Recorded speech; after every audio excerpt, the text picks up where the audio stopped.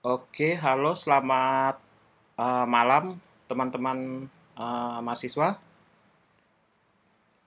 Di pertemuan ke-10 ini kita akan membahas tentang sorting ya, atau pengurutan di sini ya. Oke, kita langsung ke outline kita. Jadi apa saja yang akan kita bahas pada pertemuan kali ini? Yang pertama di sini kita akan membahas mengenai pendahuluan sorting itu apa, seperti itu. Kemudian metode-metode sorting, apa saja metode sorting. Kemudian yang pertama ini, nah ini bagian daripada yang kedua ini. Jadi metode sorting itu ada bubble sort, ada selection sort, dan quick sort. Nah sebenarnya masih ada yang lain lagi, ada insertion sort dan merge sort. Kemudian ada yang hybrid quick sort juga ada banyak ya sebenarnya. Nah di sini kita hanya akan membahas tiga karena di modul juga hanya tiga metode yang dibahas. Oke, kita langsung ke tujuan pembelajarannya di sini. Mahasiswa dituntut untuk mengetahui dasar-dasar tentang pengurutan. Jadi kita akan bahas tentang apa pengurutan itu seperti apa ya. Kemudian mengetahui penggunaan masing-masing algoritma, mengetahui efisiensi masing-masing algoritma. Nah, untuk mengetahui efisiensi ini, biasanya kalian itu harus menghitung kompleksitas algoritmanya. Nah, ini biasa diberikan pada mata kuliah teori ya, teori analisis algoritma ada membahas tentang ini efisiensi algoritma. Kemudian mungkin di struktur data teorinya mungkin disinggung sedikit tentang uh, kompleksitas algoritmanya. Oke, yang pertama kita langsung masuk saja ke bagian pendahuluannya. Nah, di sini jadi sorting itu apa? Sorting itu pengurutan ya bahasa Indonesianya. Jadi pengurutan atau sorting itu adalah suatu proses merangkai sekumpulan objek atau data sehingga nilainya akan tersusun dengan tepat, baik secara ascending maupun secara descending. Nah, ini pengertian menurut saya ya. Kalian bisa cari pengertian lain yang di internet yang mudah kalian pahami.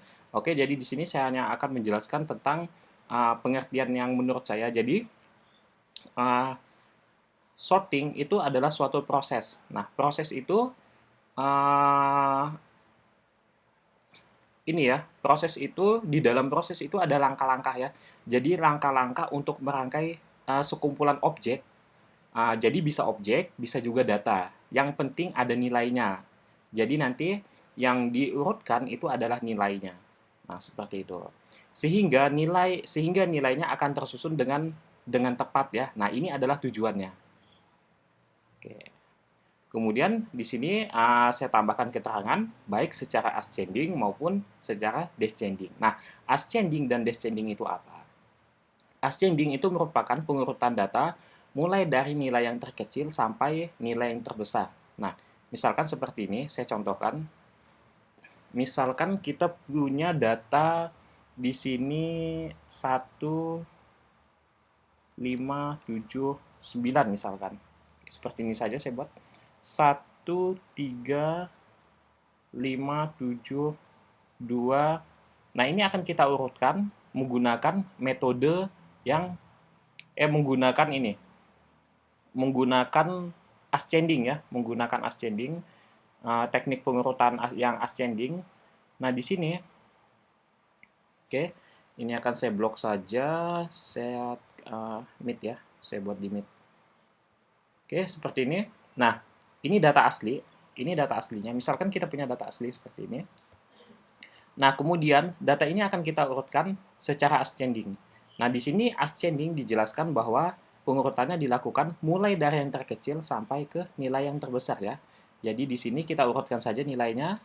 Nilai yang terkecil pertama adalah 1, nilai terkecil kedua adalah 2, nilai terkecil ketiga 3, kemudian nilai terkecil keempat ada 5, kemudian yang terakhir 7 ya. Oke. Nah, ini pengurutan secara ascending. Nah, oke seperti ini. Nah, gimana pengurutan yang teknik pengurutan yang kedua yaitu descending. Nah, descending ini sebaliknya. Jadi descending ini pengurutannya itu sebaliknya. Jadi lawan daripada ascending. Jadi mulai dari yang terbesar sampai ke yang terkecil. Oke, seperti itu. Jadi di sini kita urutkan mulai dari yang terbesar dulu. 7, 5, 3, 2, dan 1. Nah, ini namanya kita sebut sebagai teknik pengurutan descending ya. Oke, kalau sudah selesai saya ketengahkan. Nah, ini untuk data numerikal. Jadi datanya berupa angka. Nah, gimana kalau datanya itu berupa abjad? Oke, jadi abjad itu juga bisa kita lakukan ascending maupun descending. Misalkan di sini saya punya abjadnya itu adalah yang pertama itu C, kemudian G, kemudian T,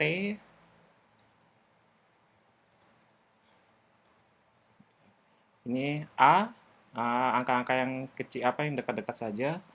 Ini huruf yang dekat saja. Kemudian F, kemudian G. Nah, kita punya data ini, data abjad ini ya. Oke, selanjutnya ini data aslinya, kita sebut sebagai data asli. Kemudian akan kita lakukan descending. Nah, ascending pada abjad itu kita mulai dari huruf yang pertama dalam abjad. Huruf yang pertama dalam abjad di sini adalah A. Kita masukkan A, kemudian huruf keduanya di sini A, B tidak ada, kemudian kita lanjutkan dengan C, kemudian D, E tidak ada, F, kemudian G ya. Oke, seperti ini. Nah, ini pengurutan huruf secara ascending. Oke, kita akan lakukan pengurutan secara descending di sini. Kebalikannya ya. Jadi di sini G, F, D, C, dan A. Oke, seperti ini. Sudah tepat ya. A, kemudian C, D, F, G sudah tepat. Kita tambahkan keterangan di sini descending.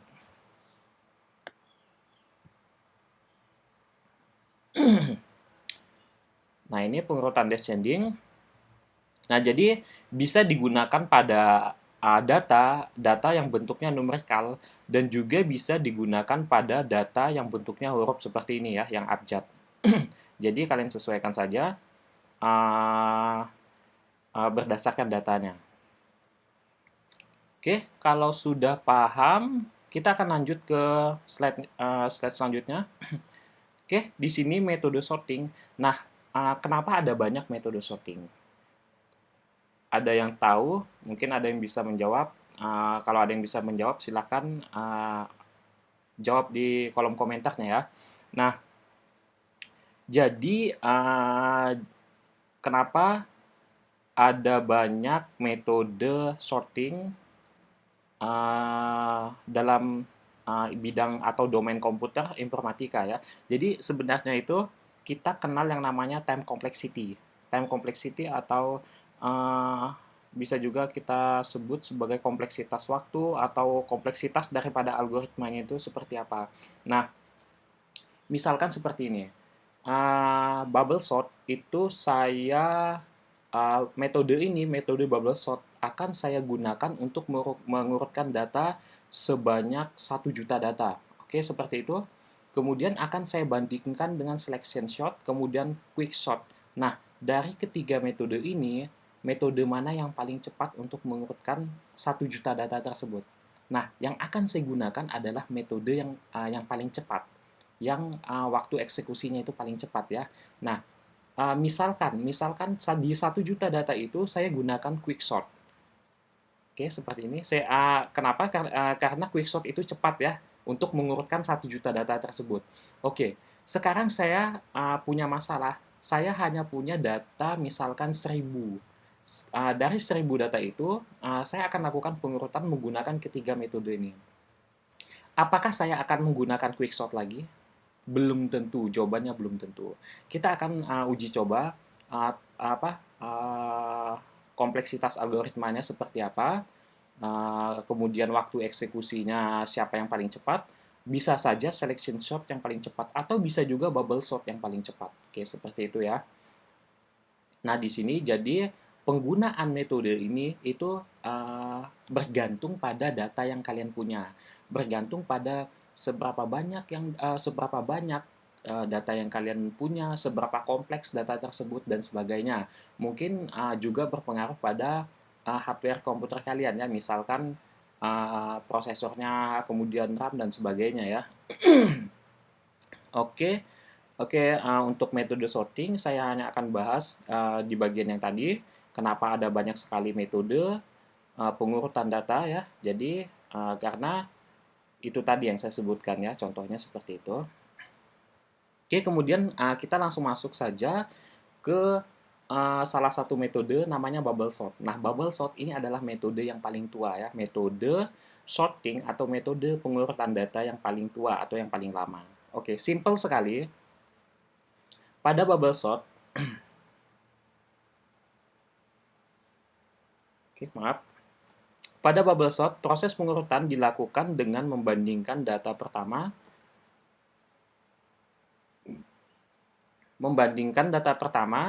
dengan data kedua.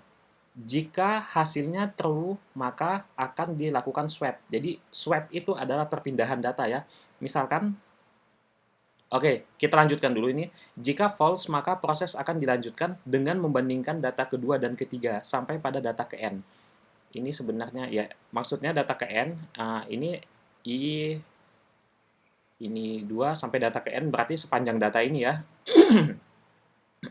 Atau ini saya sebut sebagai data ke J karena bentuknya metrik gini nanti. Oke, sebanyak data ke J. Kemudian misalkan ya, di sini saya punya data sebagai berikut. Ini kita sebut sebagai array satu dimensi atau list ya. Nah, di sini saya punya data 4, 2, 5, 3, 1. Oke, metode pengurutannya seperti apa? Jadi seperti ini. 4 akan dibandingkan dengan 2 terlebih dahulu. Jika 4, kita akan melakukan misalkan pengurutan ascending ya. Jadi ascending itu yang paling kecil di sebelah kiri, yang paling besar di sebelah kanan. Oke, seperti itu. Jadi 4 kita bandingkan dengan 2, A kita bandingkan dengan B. Jika A lebih besar daripada B, oke, maaf. Jika A lebih besar daripada B, maka akan dilakukan swap. Jadi 2 ini akan dipindahkan ke bagian A, kemudian yang 4 akan dipindahkan ke bagian B. Kemudian 4 yang ada di sini tadi akan dibandingkan dengan 5 lagi. Oke, seperti itu. Jika B ini lebih besar daripada C, maka akan di-swap. Tapi jika tidak, maka proses akan dilanjutkan ke blok berikutnya. Nah, seperti itu. Untuk bubble sort, kita akan langsung ke bagian algoritmanya saja. Nah, di sini kita punya data awal seperti ini. Yang pertama kita lakukan adalah kita akan membandingkan A dan B. A dan B kita akan bandingkan 4 dan 2 ya. Jadi 4 dan 2 karena A lebih besar daripada B, maka akan di-swap. Swap itu dipindahkan ya, datanya ditukar seperti itu. Jadi 2 yang awal mulanya di B dipindahkan ke bagian A, kemudian 4 yang ada pada A akan dipindahkan ke B. Nah, bagaimana cara swap nanti saya akan jelaskan dengan sedikit ini ya gambar mungkin ya supaya lebih jelas. Kemudian kita lanjutkan ke bagian kedua, ke prosesnya ini, ke bagian ini. Ini B akan kita bandingkan dengan C. Jadi A banding B, B banding C, C banding D, dibanding E. Nah, seperti itu. Kita bandingkan dulu B dan C. 4 kita bandingkan dengan 5. Apakah B lebih besar daripada C? Jika true, maka akan dilakukan swap. Tapi jika tidak, maka proses akan dilanjutkan. Nah, di sini kan hasilnya adalah false. B lebih besar daripada C. 4 lebih besar daripada 5. Hasilnya false, kan salah. Karena 4 tidak lebih besar daripada 5 ya. Nah, maka akan tidak ada swap ya di sini. Jadi datanya tetap. Kemudian kita lanjutkan ke bagian berikutnya. Nah, 5 dan 3 akan dibandingkan. Jadi 5 dan 3, nah di sini akan dilakukan swap ya. Karena 5, C ini lebih besar daripada D. Jadi di swap. C lebih besar daripada D, hasilnya true, maka akan di swap. Nah, begitu seterusnya sampai terakhir. Nah, ketika sudah sampai terakhir di sini, bentuknya udah seperti ini. Nah, ini datanya belum terurut, maka akan diulang mulai dari A lagi. Oke, pembandingnya akan dimulai dari A sampai data tersebut terurut seperti itu. Sampai datanya itu sudah fix ya. Jadi datanya itu sudah 2 3 misalkan datanya itu sudah 1 2 3 4 5, jadi sudah terurut. Oke, untuk bubble sort seperti itu. Kemudian untuk selection short kita langsung masuk saja. Nanti setelah pembahasan teorinya saya akan langsung masuk ke praktiknya. Oke, untuk cara kerja selection sort adalah dengan memilih nilai terkecil pada elemen array-nya. Jadi, kita punya list, kita akan pilih bilangan terkecilnya yang mana. Jika ketemu, maka akan di-swap, seperti itu ya. Nah, nilai terkecil akan di-swap setelah pengecekan sampai pada data ke J ya. Ini saya sampai pada data ke J. Oke, misalkan nah ini di sini saya menyebutnya sebagai flag ya. Jadi ada flag di sini. Data pertama adalah A. Kita akan cek pertama flagnya di B. Jadi nah ini flag. Jadi flagnya nanti akan pindah ke B. Flagnya pindah ke B seperti ini. Apakah data yang A itu lebih besar daripada B? Jika lebih besar maka flagnya akan ke sini. Nah, kemudian flagnya akan pindah ke sini lagi, cek data kelima apakah lebih besar daripada data yang ada flagnya. Jika tidak, maka dia lanjut. Apakah 3 lebih besar daripada data yang ada flagnya? Nah, tidak, maka dia akan lanjut. Apakah 1 data ini lebih besar daripada yang ada di flag? Ya, kalau iya, flagnya akan pindah ke sini. Jadi 1 akan di-swap dengan 4. Nah, seperti itu ya untuk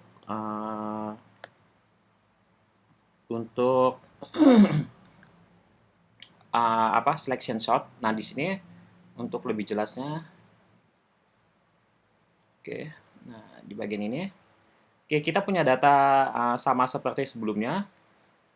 Pertama di sini adalah datanya seperti ini ya. Nah, di sini dicek data yang paling kecil adalah 1. 1 akan di-swap dengan 4 ya. Jadi 1 dipindahkan, jadi bentuknya seperti ini. Nah, kalau sudah, kita akan lanjutkan ke bagian yang kedua. Nah, di sini data yang kedua ini adalah yang paling kecil. Jadi data 2 ini akan kita pindahkan ke kita swap dengan data yang ada pada B. Nah, kemudian C lagi. C. Jadi flagnya di C kita bandingkan karena ini sudah di swap, ini sudah tepat ya, walaupun tidak ini sebenarnya di swap tapi lokasinya sama, jadi tidak ada perubahan. Nah, kemudian 3 di sini di swap. Oke, kalau sudah masuk ke sini 5 akan dibandingkan dengan 4 di swap ke sini. Jadi datanya terurut ya. Jadi di sini nanti kita akan tampung data yang minimum akan kita bandingkan dengan yang ada di flag-nya ya. Oke, kemudian quicksort. Nah, quicksort tekniknya, cara kerjanya itu membandingkan nilai yang ada pada setiap partisi dengan pivot. Jadi ada istilah di sini pivot. Nah, ini kita sebut sebagai pivot. Penentuan pivotnya seperti apa? Bebas ya.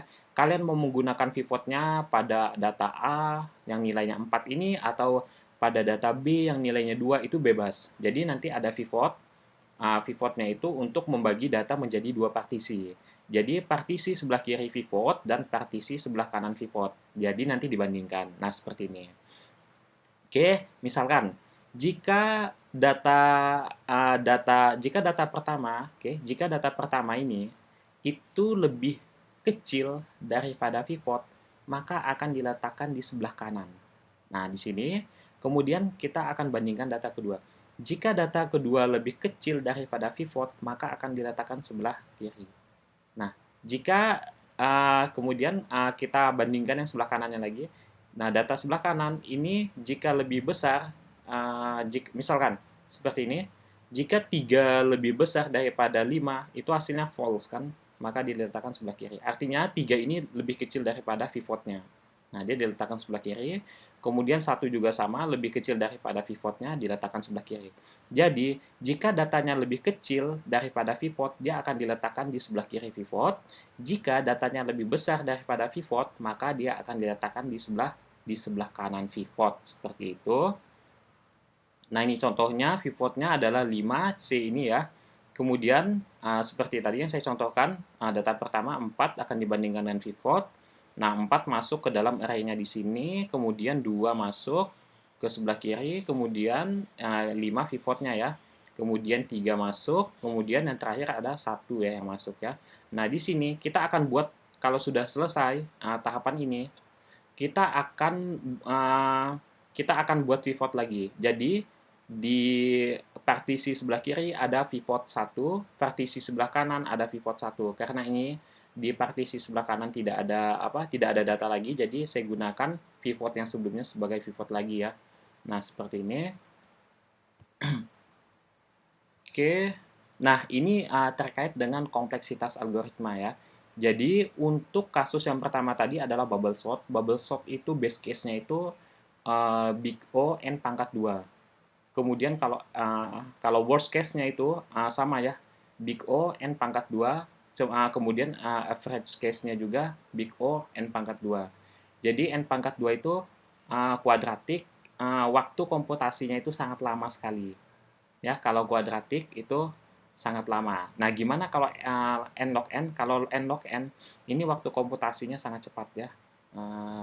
Itu secara ini ya, secara apa ya? Secara logika. Oke, kemudian selection sort di sini juga kuadratik. Kuadratik sama dengan bubble sort. Kemudian ada quick sort. Nah, quick sort ini di sini powerful ya, makanya disebut sebagai quick ya. Jadi pengurutan yang cepat. Nah, seperti itu karena kompleksitasnya n log n.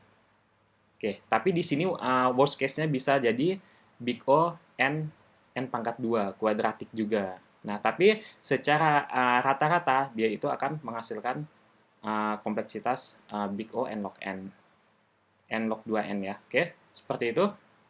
Nah, sebenarnya ada trace sort juga, ada merge sort seperti yang saya sebutkan tadi, ada insertion sort.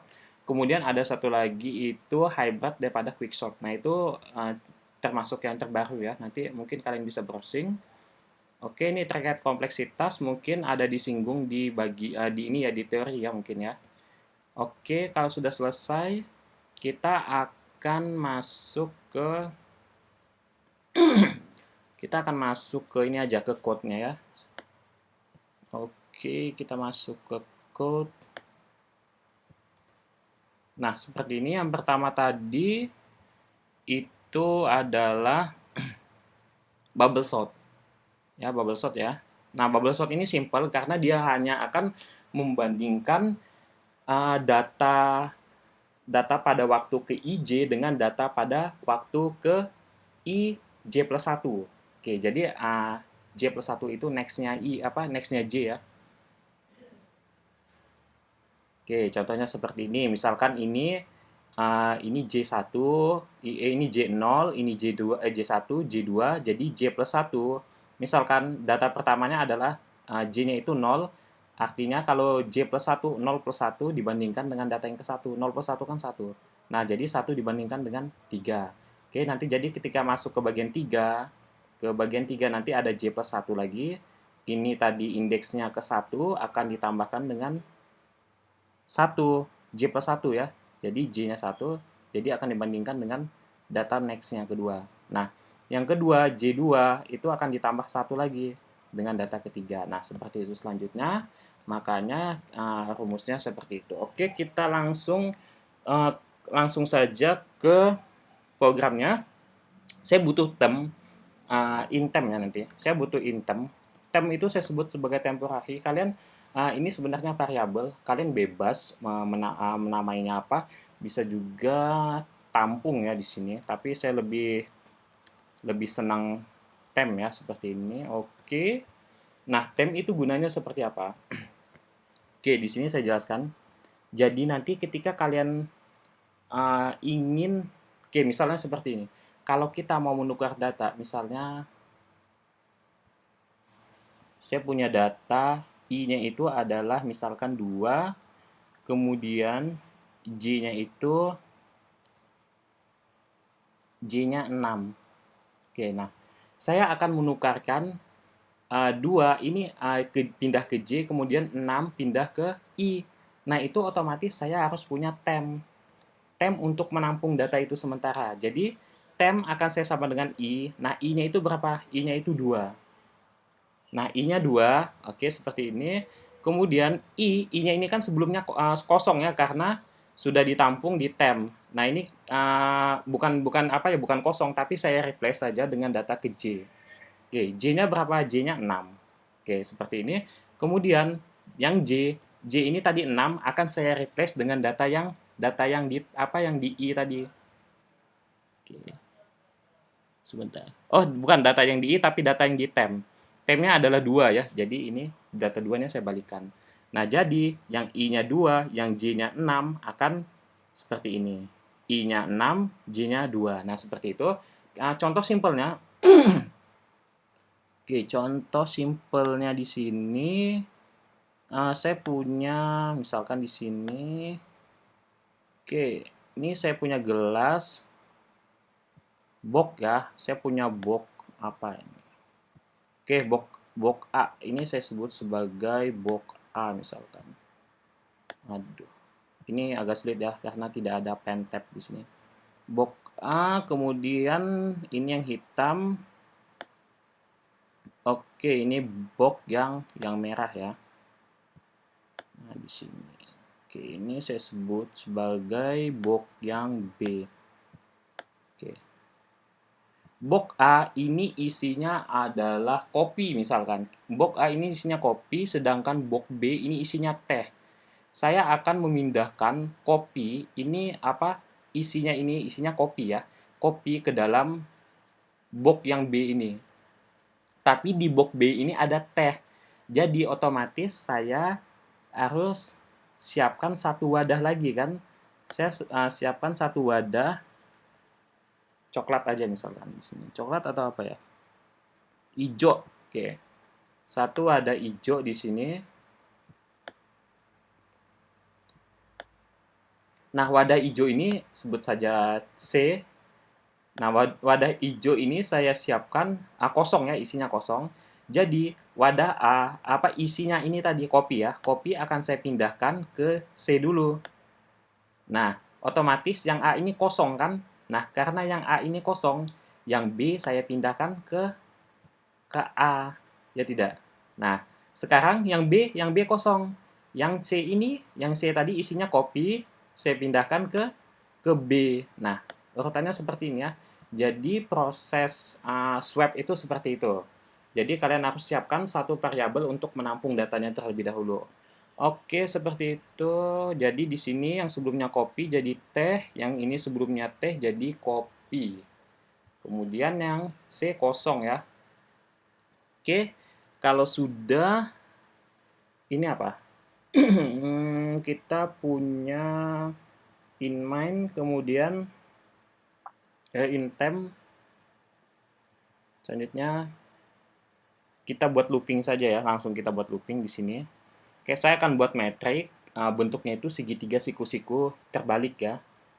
Kita udah bahas ini di materi looping. Kalian kalau apa? Kalian pelajari lagi tentang looping. Oke, di sini datanya itu saya batasi hanya berapa ya? 5 data. Jadi 0 sampai 5 berarti I kurang dari 5. Kemudian I plus plus. Oke. Nah, kalau sudah siap buat for yang kedua.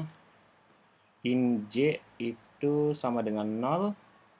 Oh enggak ya, karena segitiga kebalik jadi J-nya itu I, I-nya itu plus I plus 1 ya. Kenapa I plus 1? Jadi nanti datanya itu misalkan seperti ini. Kita punya data 1, 3, 5, 7, 2. Nah, ini bukan ya, salah ya. Oke, ini J ya, ini J. Oke, kalau yang ke sini itu J kolom ya. Kalau yang baris itu I. 1, 3, 5, 7, 2. Oke, seperti ini. Jadi yang kedua itu dia langsung ke 5. Jadi 1 ini udah nggak ada lagi. Jadi di sini 5, 7, 2. Kemudian di sini 5, 7, 2. Oke. Kemudian di sini 2. Nah, jadi bentuknya segitiga siku-siku kebalik ya. segitiga atas ini. Kalau kalian belajar tentang aljabar linear, ini namanya segitiga atas. Oh, kalau segitiga atas di sebelah sini ya. Segitiga bawah di sini, oke. Nah, ini kita sebut sebagai segitiga siku-siku kebalik. Nah, itu aja. Simpelnya. Oke, kemudian J, oh belum ya. J itu kurang dari 5 kita batasin. Jadi datanya 0 sampai 4, indeksnya nanti, indeks ke 0 sampai indeks ke 4, datanya ada 5. Kemudian J++, oke, seperti ini. Nah, di sini saya akan gunakan teknik ini tadi yang sudah kita bahas. Nah, yang pertama saya akan inisialisasikan bahwa temp itu akan, belum ya, kita belum buat if-nya. Oke, saya lupa. Oke, if-nya itu tadi, sebentar, kita belum punya datanya ini. Kita harus punya datanya dulu. 5 di sini. Oke, datanya berapa misalkan? 4,2,1,3 ya. Satu lagi 5. Oke. Kalau sudah, oke, kita ambil datanya, list ke I. Jika list ke I-nya itu lebih besar daripada list ke J.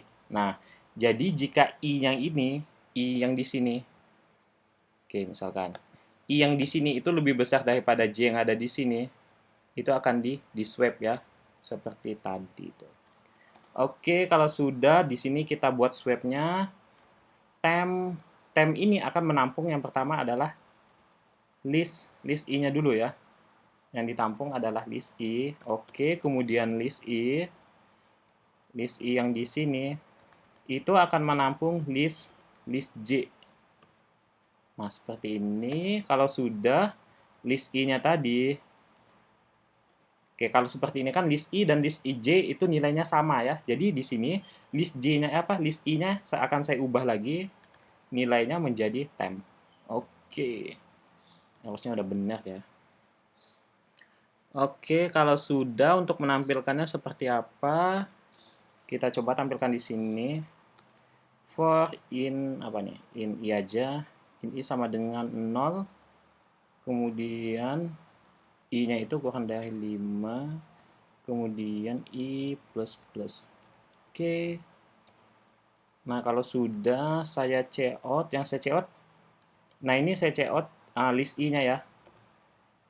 Karena di sini saya gunakan I. Kalau di sini kalian bisa gunakan J, hasilnya juga sama. Oke, kalau sudah,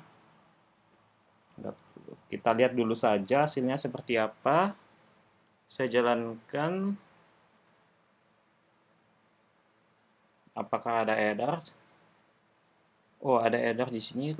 List was not declared. Di sini belum ada tipe datanya ya. Saya lupa membuat tipe datanya in ya di sini. Oke, kalau sudah, kita jalankan lagi. Nah, hasilnya seperti ini ya.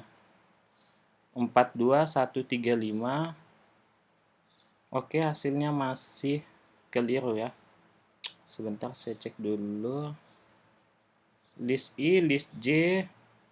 Oh, ini bukan list I ya. Jadi list I-nya sama dong nilainya. Oke, ini list J. Kalau sudah, saya... Oke, nilainya udah benar ya. Di sini udah terurut sekali. Kalau di sini saya tulis list I lagi sama dengan temp, maka dia akan kembali lagi dong ya. Jadi temp sama dengan list I lagi dong. Nah, seperti itu. Gampang ya. Nah, ini teknik tadi, teknik Ember ini saya terapkan di sini.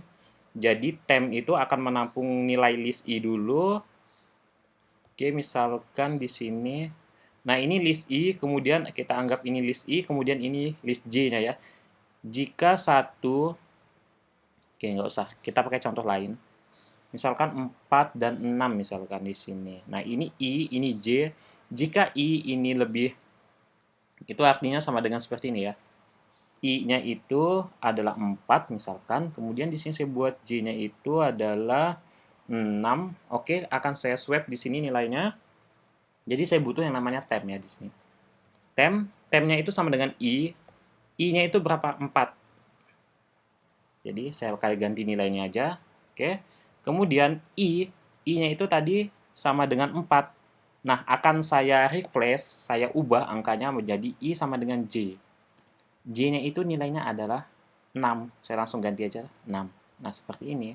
Kemudian J yang tadi akan saya udah nggak nih? Oke, J yang tadi akan saya ganti lagi ke nilainya itu adalah temp. Ya nggak? Temp. Nah, tempnya itu adalah 4. Jadi saya ganti saja nilainya 4. Jadi yang sebelumnya I-nya itu 4, J-nya itu 6. Jadi I-nya itu 6 dan J-nya itu 4. Oke, seperti itu. Nah, konsepnya udah dapat ya di sini. Jadi next tidak perlu saya bahas lagi untuk konsep swap-nya ini. Oke, untuk ascending dengan bubble sort seperti ini ya. Kemudian kita akan masuk ke apa nih? Yang kedua, selection shot ya. Nah, selection shot ini caranya seperti apa? Oke, jadi caranya itu intinya kita akan mencari nilai minimum ya. Nah, di sini kita akan mencari nilai minimum dari list kita. Oke. Nah, ini sebentar. Ini lebih baik saya buat ini aja ya. Saya buat ini menjadi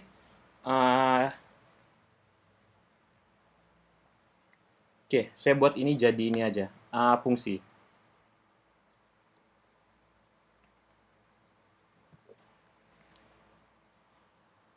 Oke, ini saya add. Kita udah belajar fungsi. Saya akan buat di sini fungsinya fungsi void aja. Void apa? Bubble sort ya. Bubble underscore sort di sini. Oke. Kita punya parameternya nanti adalah datanya. Di sini saya taruh aja. Saya ini dulu aja. Saya kosongkan dulu. Oke, ini saya paste. Kalau sudah saya paste di sini, saya gunakan inlist ya. Oke, inlistnya itu adalah 5 ya, 5 array. Nah, kemudian di main-nya itu, ini akan saya cut. Oke, saya cut, saya masukkan di sini datanya, otomatis ini saya ubah namanya menjadi apa ya? LST saja. Oke, sekarang kita panggil, kita inisialisasikan fungsinya. Oke, kita inisialisasikan di sini bubble sort. Parameternya adalah di sini dia punya satu parameter ya, bentuknya array. Jadi kita masukkan yang ini parameternya. Jadi memasukkan parameternya tanpa perlu kalian tambahkan range-nya di sini. Jadi seperti ini aja, nama variabelnya saja. Oke, kalau sudah ini semikolon. Kita cek dulu apakah ada yang salah. Oke. Sepertinya aman ya. Oke, kita jalankan. Harusnya tidak ada error di sini. Nah, hasilnya sama di sini. Jadi, next untuk yang selection shot dan dan quick shot itu akan kita buat dalam bentuk function di sini, dalam bentuk function ya atau fungsi di sini. Oke.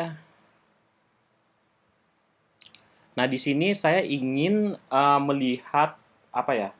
Saya ingin melihat waktu eksekusinya itu seberapa cepat untuk bubble sort menangani data ini. Saya bisa gunakan, oke, saya menggunakan tipe data, namanya tipe data clock, oke, bentuknya seperti ini, clock T, itu untuk waktu ya. Clock T bukan sama dengan, tapi start kemudian end ya di sini. Jadi ada start, ada end. Jadi ada waktu mulai dan ada waktu berakhirnya di sini. Oke, kalau sudah, nah saya akan masukkan di functionnya di sini. Jadi ini startnya itu sama dengan clock seperti ini ya. Oke, harusnya seperti ini. Kalau sudah, ini saya copy saja. Saya punya variabel untuk n. Kalau di compiler biasanya sudah ada waktu eksekusinya ya. Kemudian ini n, saya akan gunakan variabel yang n, variabel start di atas, n di bawah. Oke, kalau sudah di sini saya akan gunakan double karena nanti nilainya itu ini ya, ada komanya. Apa ini? Nah, variabelnya double f saja. Oke. N akan saya kurangi dengan start. Oke, seperti ini ya. Kemudian saya cout-kan saja nilainya. Saya cout di sini.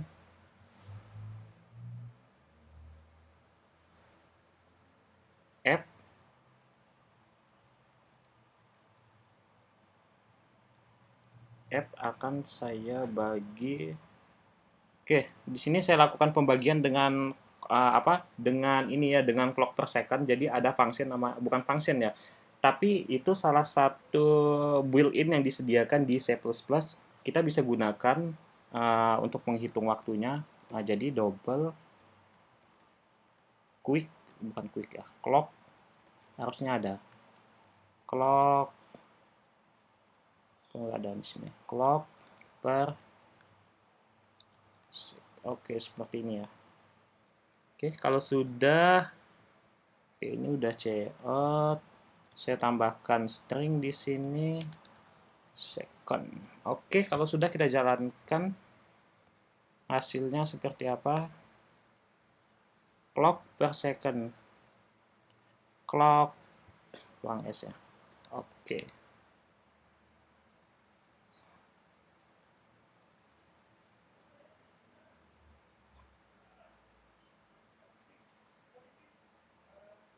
Nah, jadi waktunya itu sekian sekian sekian ya. Jadi ini dalam bentuk apa? Sebentar. Oke, jadi ini bentuk pangkat ya. Jadi pangkat minus 005 itu jadi ini 1 2 3 4 5. Sebentar di sini.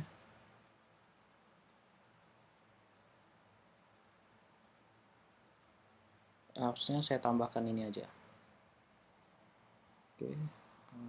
Cout di sini. Ini jadi dia ini ya, ketimpa ya.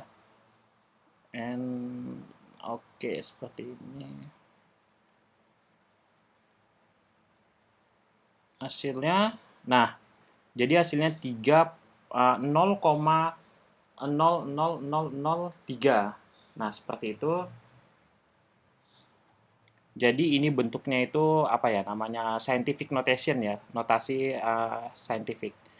Oke, kalau sudah kan bisa gunakan seperti ini untuk next. Jadi ini sekitar waktu eksekusinya sekitar 0,0003 sekian ya. Oke, nah ini maksudnya 0,0000 nya itu seperti ini. Saya contohkan saja minus 5, minus pangkat 5 ya. Jadi itu artinya 3 dikali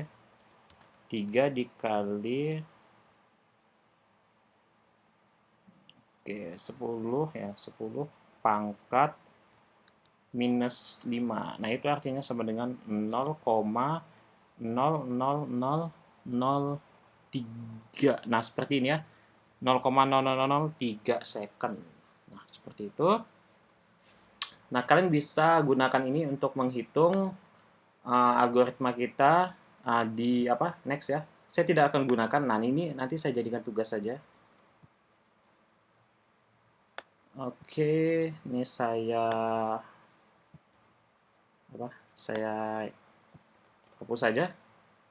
Oke, jadi tetap ya. Saya kembalikan ke asal. Nanti itu saya jadikan tugas supaya kalian bisa membandingkan waktu komputasinya itu seberapa cepat, yang mana yang paling cepat untuk menangani data yang ini ya. Nah, kemudian yang kedua itu, yang kedua, ini saya hapus saja. Oke, sudah saya hapus, yang ini juga saya hapus. Nah, ini tidak saya hapus karena kita akan menggunakan data ini lagi ya. Oke, saya akan buat function di sini. Yang kedua itu selection shot. Nah, seperti ini ya. Oke, parameternya juga kita pakai ya, kita pakai list. Sama, listnya 5. Oke, kalau sudah, kita isi code-nya. In temp buat swap, kita gunakan temp. Kemudian in kecil. Nah, kecil ini buat apa, Pak? Oke, kita kembali ke slide dulu. Nah, di sini kita baca dulu. Selection adalah dengan memilih nilai terkecil. Jadi nilai terkecilnya akan kita tampung terlebih dahulu untuk membandingkan dengan nilai ke ij-nya ini. Apakah nilai ke ij-nya itu apakah nilai terkecil ini apa? Bukan apa? Dia akan mencari nilai terkecil, kalau sudah dia akan di swap dengan nilai ke ij. Nah, nilai ke ij itu yang ini. Yang saya kasih flag ini. Oke, kalau iya saya swap. Oke, dia akan coba lagi dari sini, kemudian nanti coba lagi dan seterusnya. Oke, di sini saya tampung menggunakan variabel namanya kecil ya. Kalian bisa gunakan nama yang lain. Di sini saya buat for-nya itu seperti biasa ya. In i itu sama dengan 0, kemudian i-nya itu lebih kecil. Harusnya di sini saya gunakan n ya. N itu untuk menunjukkan ada berapa jumlah datanya. Nah, ini saya buat seperti ini aja supaya mudah dipahami. Oke. Nah, di sini saya akan inisialisasikan bahwa kecil itu sama dengan i. Nah, oke, kalau sudah kita buat for yang kedua, for keduanya itu in j ya. Sama seperti sebelumnya. Nah, di sini sama, jadi i itu akan saya pluskan dengan j-nya. Dengan 1 ya. I-nya itu akan saya pluskan dengan 1, sama dengan teknik yang sebelumnya. Kemudian J itu lebih kecil daripada 5, kemudian J++. Oke, nah di sini kita akan cek apakah nilainya itu kecil gitu ya. Kalau kecil kita tampung if gini caranya, if list apa nih? List kecil ya. Jika list kecil itu lebih besar daripada list ke J. Lebih besar. Sebentar, list kecil sama dengan I. Oke, harusnya bisa ya. Oke, maka kecil sama dengan J seperti ini.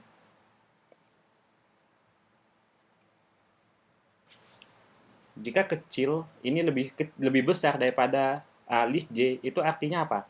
Artinya masih ada yang lebih kecil daripada si kecil ini kan. Nah, jadi kalau masih ada yang lebih kecil daripada si kecil ini, ya udah yang kita ambil adalah si kecil ini, si J ini. Oke, seperti itu, gampang ya. Gampang. Nah, kalau sudah, ini for-nya sebentar, kita akan tangkap ininya, datanya itu. Oke, sebentar. Di sini ya. Oke. Di sini akan saya lakukan swap temp. Tempnya itu adalah list i. Sepertinya di sini ya. Karena ini di luar for yang ini. Oke, betul. Kemudian list i-nya itu sama dengan list j.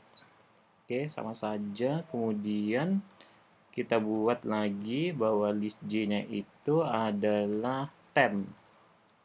Oke, kita cek dulu temp list i, kemudian list, bukan j ya, tapi yang kita gunakan adalah kecil. Nah, di sini kecil. Oke, maaf. Nah, sudah. Kalau sudah, kita akan buat for-nya di sini untuk menampilkan datanya ya.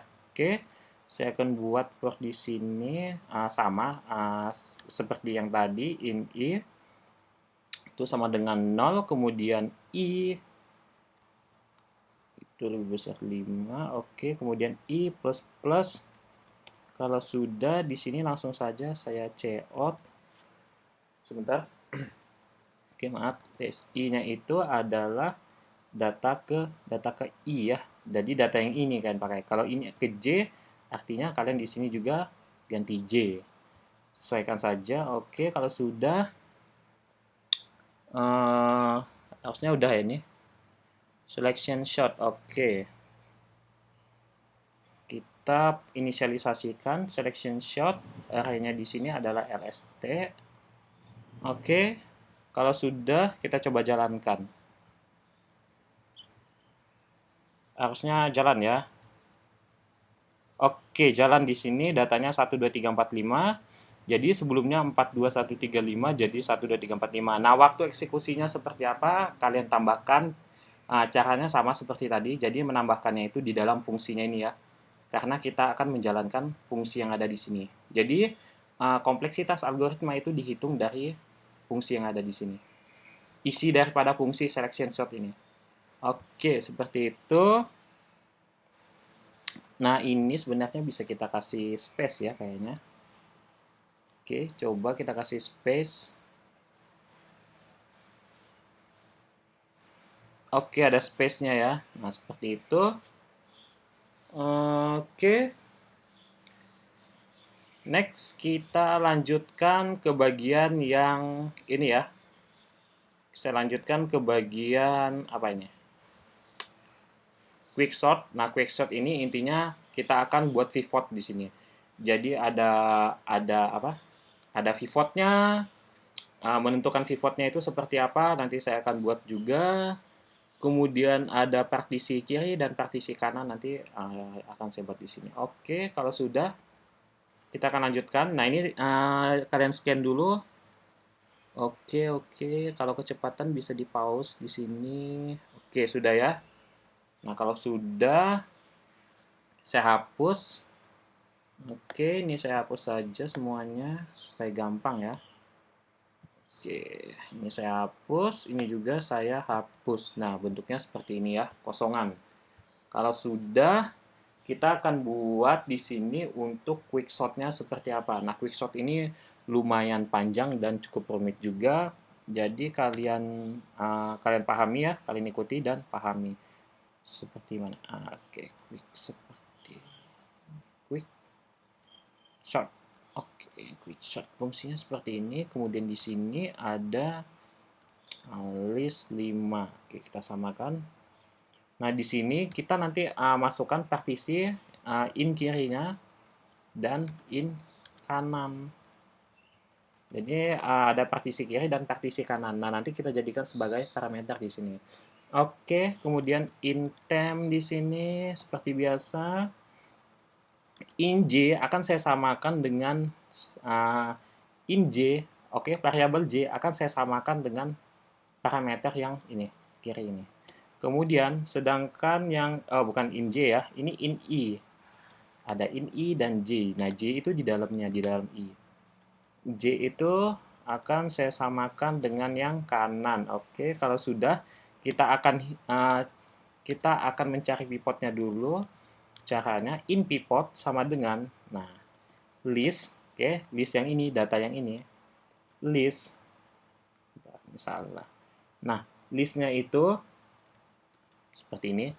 Kiri akan saya tambahkan dengan kanan. Kemudian akan saya bagi dengan 2. Oke, jadi dia akan mengambil yang di tengah ya.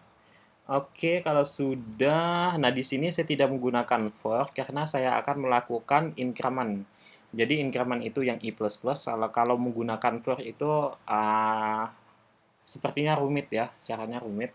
Saya menggunakan while di sini. Oke, kalau while itu seperti apa? While conditionnya I lebih kecil dari J ya. Oke, kita lanjutkan. Kemudian di dalamnya ada while lagi. While conditionnya di sini kita akan buat list I lebih kecil pivot. Oke. Kalau sudah, sebentar ya. While IJ pivot. sebentar, while ij list i lebih kecil daripada pivot. Oke, kemudian di sini ada untuk increment-nya. Kemudian ini untuk increment yang while yang i ya. Kemudian kita akan buat yang ini juga, yang j juga. Jadi di sini while sebentar. Oke, ini salah ya. Jadi dia harusnya di dalam ini. Oke, seperti ini. While misalkan di sini list j ya. Jika list j-nya itu lebih besar daripada pivot, oke, yang tadi lebih kecil, yang ini lebih besar, maka j-nya yang akan plus plus. J-nya akan plus plus. Plus plus itu artinya j-nya akan selalu menambah 1. Jadi dicek ya. Next, next, next. Oke, seperti ini. Kalau sudah, kita buat if-nya dulu di sini. If-nya ini apa ya? Sebentar. If i lebih kecil. Oke, i lebih kecil sama dengan j. Jadi jika i-nya itu lebih kecil sama dengan j, nah, maka dia akan dilakukan swap di sini. Temp-nya itu sama ya. Temp list i, kemudian list i sama dengan apa ini? List j, oke, seperti ini. Kemudian list j-nya itu akan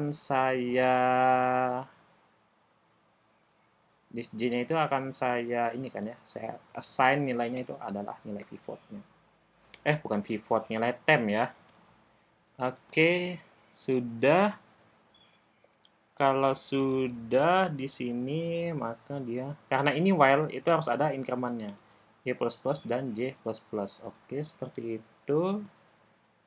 Kalau sudah, oh ini lupa ya, harusnya ada semikolon di sini. Karena while, oke, sebentar saya cek dulu.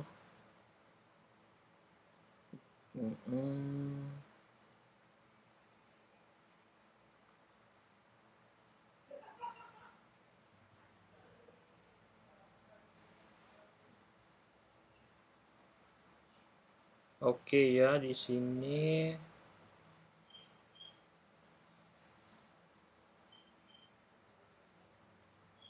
sebentar. Di sini akan saya lakukan cek lagi ya sepertinya ya. Oke, coba kalau ini saya jalankan dulu. Seperti apa hasilnya. Oke, nggak ada error ya, berarti oke-oke saja. Oke, kita lanjutkan. Jadi di sini akan saya lakukan pengecekan. Harusnya di sini ya. Oke, di sini saja. Oke, misalkan di sini if jika yang kirinya itu lebih kecil daripada j, jika yang kirinya itu lebih kecil daripada j, maka akan kita panggil apa?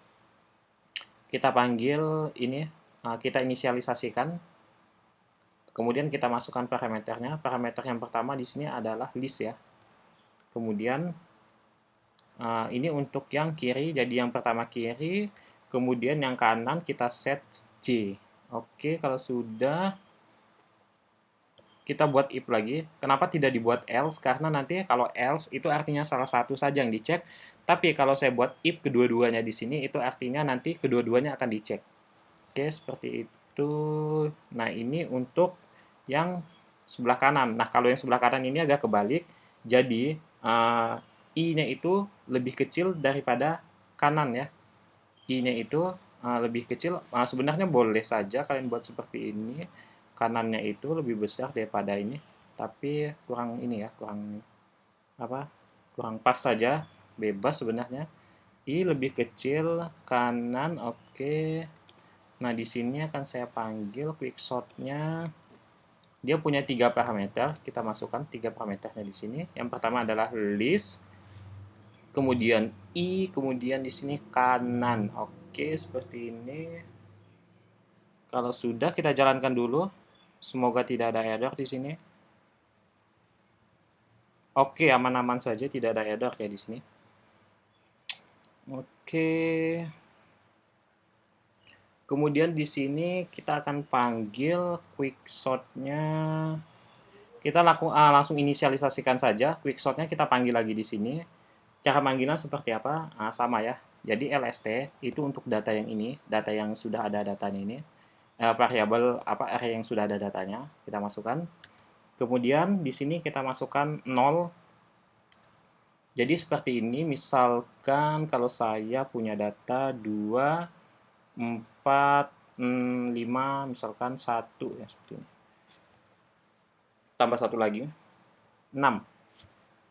Misalkan kalau saya di sini, itu artinya di sebelah kanan saya itu ada 1, 2, 3, 4 data. Artinya ada 4 data. Nah ini kita bisa buat rumus N banyak data. 1, 2, 3, 4, 5 data. Jadi rumusnya itu N minus 1. Jadi di sebelah kanan saya itu ada 4 data.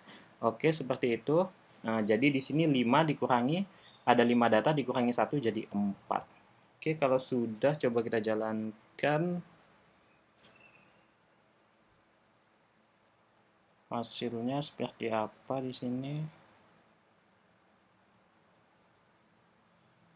Oh, kita belum buat ininya ya. Kita belum buat untuk apa? Menampilkan datanya, keluarnya. I sama dengan 0, kemudian I kurang dari 5, kemudian I plus plus. Oke, kalau sudah saya out nilainya di sini LST ya. LST I. Oke. Oke, kita buat ini aja di sini. Kita buat space. Oke, kita coba jalankan.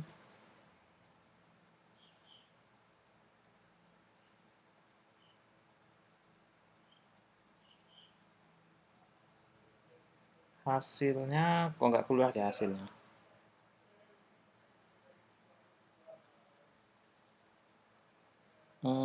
Sebentar. Kalian cek lagi hasilnya. Oh. Ini sepertinya salah ya. Quickshot. Oke, ini hasilnya salah. Kurang tepat ya. Oke, kita di sini saya akan buat fungsi lagi saja. Misalkan fungsi bukan ya, void untuk menampilkan datanya. Jadi namanya di sini tampilkan hasil. Nah, tampilkan hasil tanpa parameter. Oke. Kita buat di sini. Misalkan tadi datanya adalah ini salah ya. Oke. Nah, di sini tadi datanya berapa? Sebentar ya. Harusnya saya copy tadi ya. Oke, nah ini harusnya saya copy saja. Oke, saya cut, jangan di copy. Oke, saya buat void di sini. Tampilkan underscore data ya. Oke, kalau sudah salah. Oke, di sini saya paste. Di sini kalau sudah saya paste LST 0 quickshot. Harusnya ini udah benar ya. Nah, di sini saya panggil lagi. Yang saya panggil adalah tampilkan data. Oke. Saya jalankan sebentar.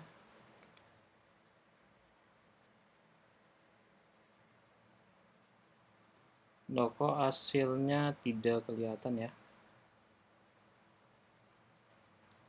Oke, coba apakah browsernya yang bermasalah? Saya copy.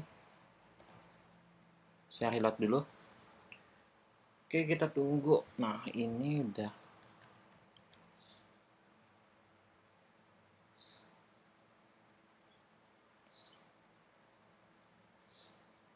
Ini yang salah bagian mananya ya?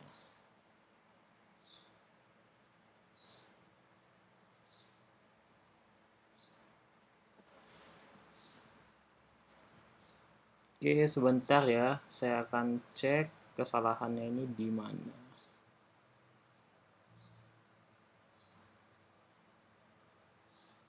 Oke, oke.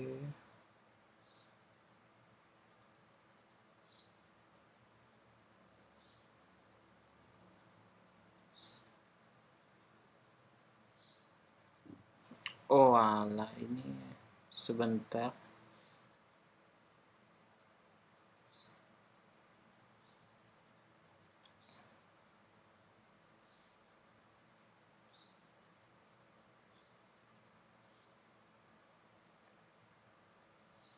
Hmm, oke, sebentar ya. Kita cek dulu salahnya di mana. Tapi sepertinya ini salahnya di kurung kurawal. Kurung kurawal buka, tutup.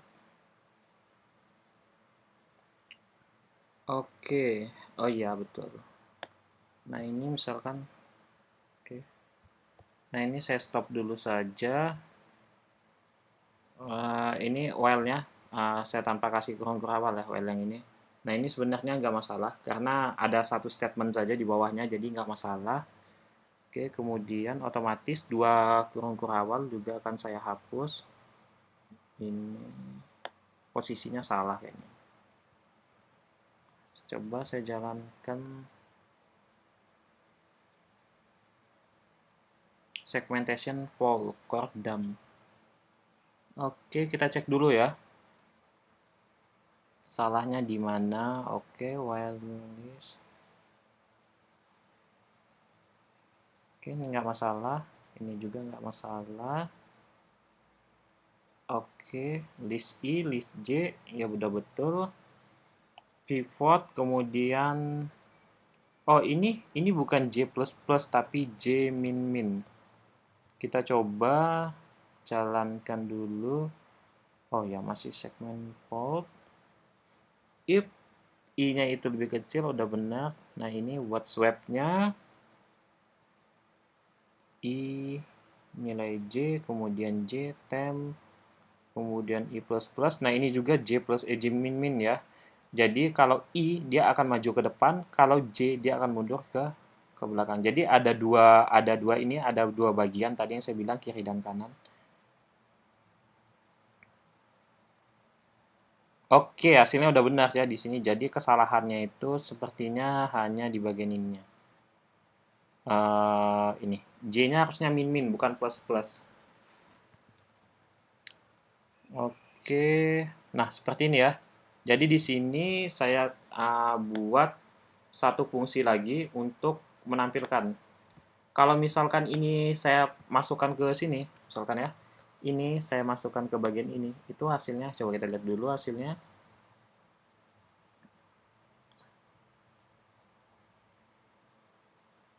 Nah, hasilnya juga bisa ya. Oke, jadi ini kita udah nggak perlu lagi. Nah, jadi udah langsung aja ya. Oke, seperti ini hasilnya. Tapi kurang greget ya. Karena apa? Karena for-nya kita buat di sini. Jadi untuk nampilkannya seolah-olah di sini. Harusnya in main itu saya mau dia hanya menampilkan quickshot. Jadi saya kembalikan saja. Kenapa seperti ini? Jadi nanti saya pengen teman-teman di sini buat time-nya. Ini misalkan time start ya. Time start. Nah, ini untuk time start-nya. Kemudian yang bawah ini untuk time end-nya. Time end. Nah, ini seperti ini. Jadi teman-teman bisa ngitung menggunakan ini aja. Jadi yang kalian teman-teman gunakan adalah fungsinya saja ya. Jadi di main itu sangat singkat sekali. Jadi kita cuma menambahkan objek di sini dengan cara melakukan inisialisasi fungsi yang ada di sini. Oke, sebentar dulu saya oke, sebentar. Oke, ini bentuknya itu uh, hampir sama seperti recursive ya.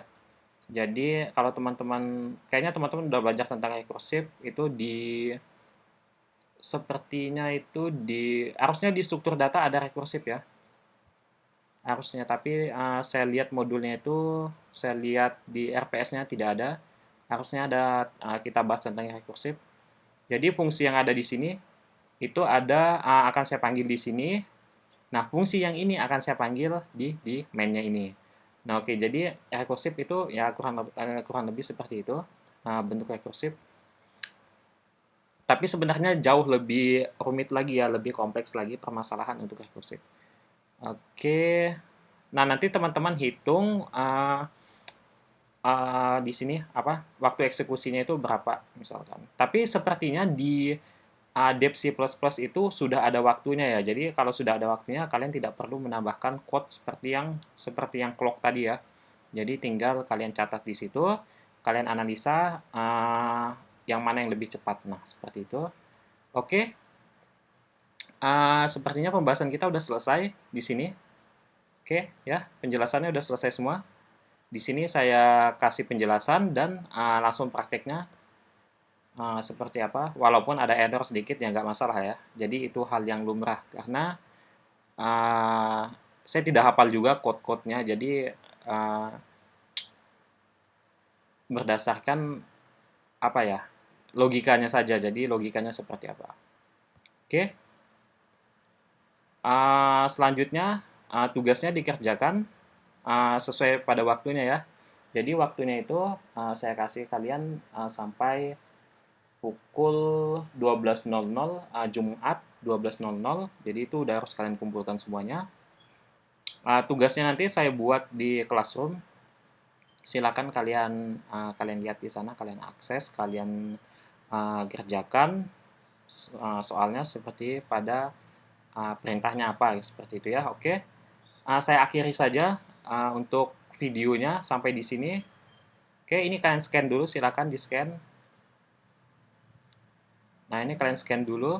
Oke, udah selesai ya. Nah, ini komen ya, jadi tidak akan dieksekusi. Nah, saya tutup dulu sampai di sini. Terima kasih atas perhatian kalian. Bisa punya waktu ya untuk menonton video ini, untuk mengerjakan tugas, tetap semangat belajarnya, dan tetap jaga kesehatan kalian. Semoga kita diberi kesehatan dan keselamatan semuanya ya.